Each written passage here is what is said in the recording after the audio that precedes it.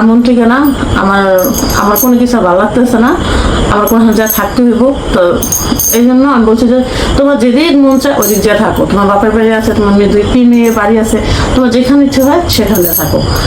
বললো যে হ্যাঁ কোনো জায়গা যাবো গান, আমার এই বিত্তার ভালো ঠিক না।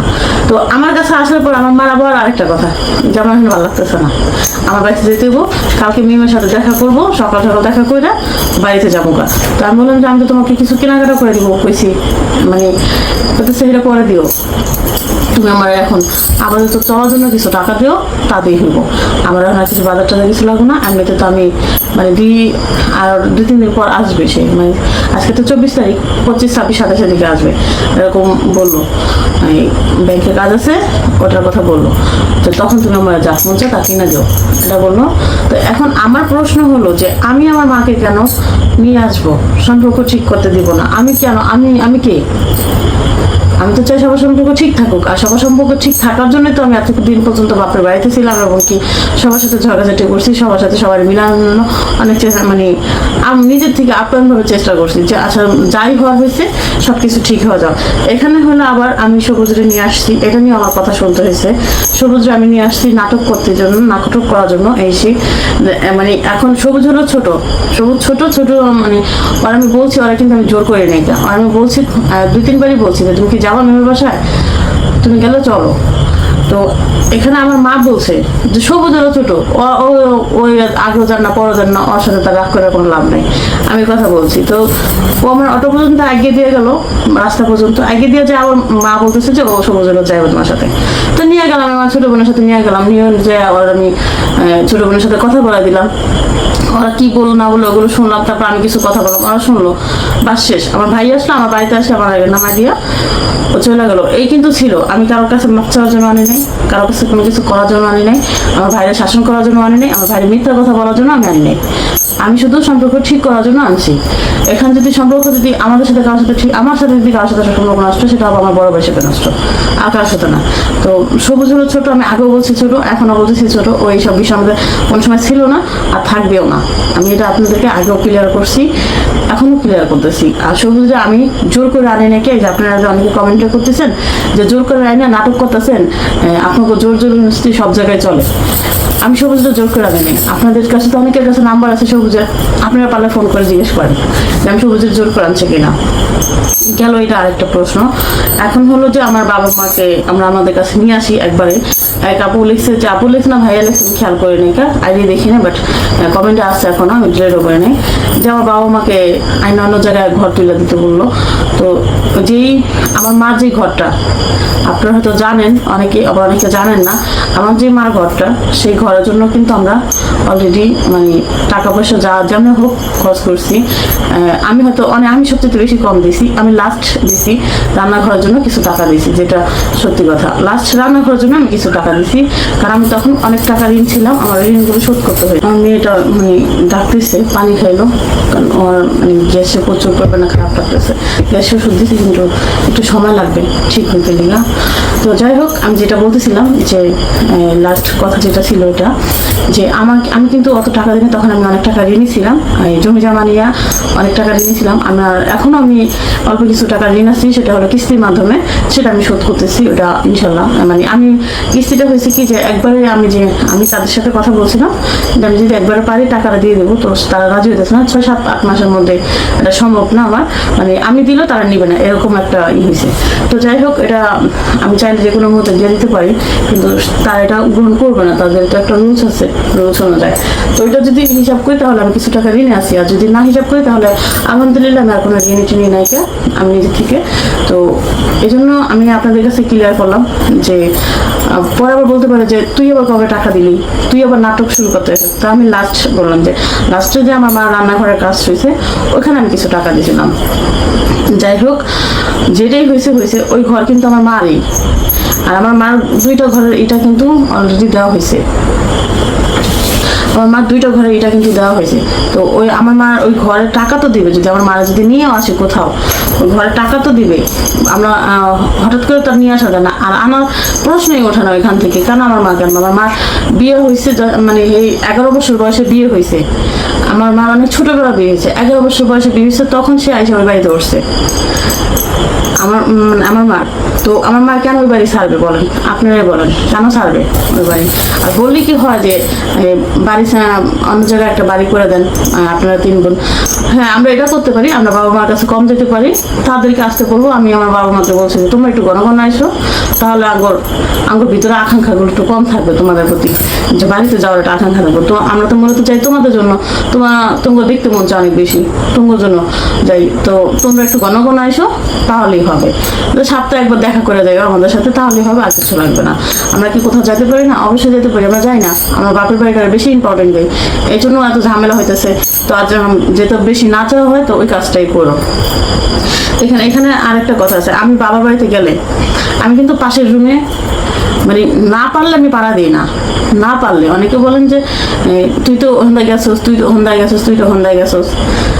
যখন মানে আমি নিজে থেকে কিন্তু যাই না একবারও। মা অনেকবার বলে যে যাইটা নিয়ে আয়, যাইটা নিয়ে আয়, এটা দেখ ওই জায়গায় আছে, এটা দেখ ওই জায়গায় আছে, তখন যাই আমি। এছাড়া আমি কিন্তু ওই ঘরে ঘুমাইও না। আমি কিন্তু ঘুমাই আমার বড় ভাইয়ের রুমে। মানে আমার হলো টিনের ঘর ছাড়া আমার ঘুম হয় না, যেটা একদম বাস্তব কথা। আমি গরিব, আমার কালচারও গরিব, আমার স্বভাবও গরিবের মতন হয়ে গেছে, বুঝছেন? তো সব কিছু আমার গরিবের মতন সব কিছু দেখি, কারণ আমি নিজে তো গরিব, এই জন্য আমি গরিব ভাব আমার ভিতরে, বুঝছেন? আমি ওই বিল্ডিংয়ে আমার ঘুম হয় না, আমি যাই ঘুমাই হলো আমার বড় ভাইয়ের রুমে, বুঝতে পারছেন?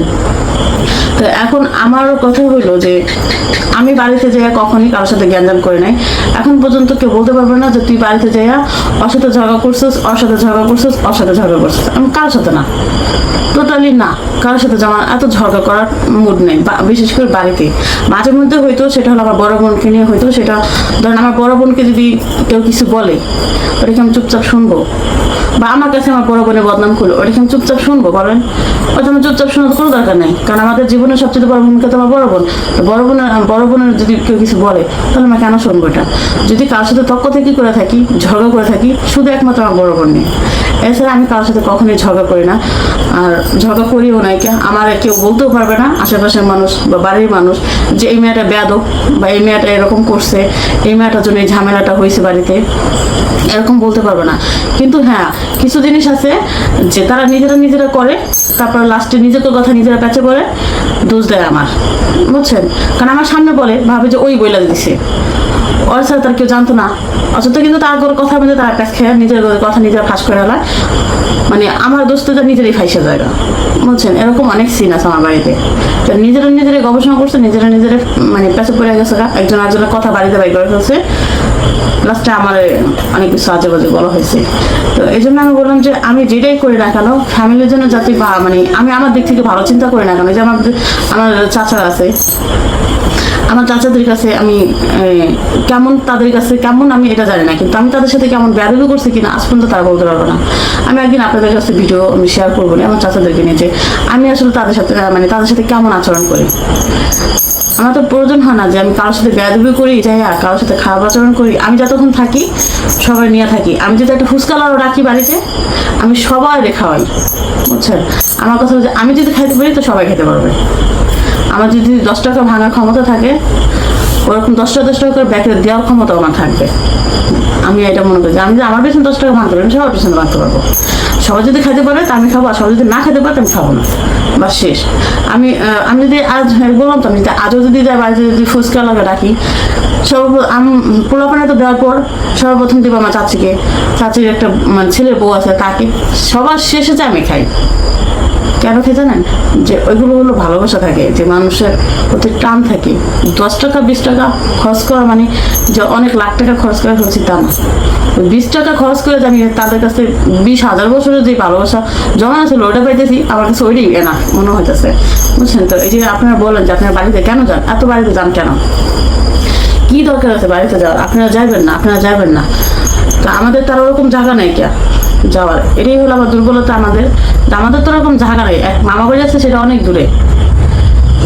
দূর, আশেপাশে নাই, অনেক দূরে। আর মামা বাড়িতে মানুষ মানে আমি যেমন আমার মামা বাড়িতে যেতে চাই, তেমন আমার মেয়েরও যেতে চাই।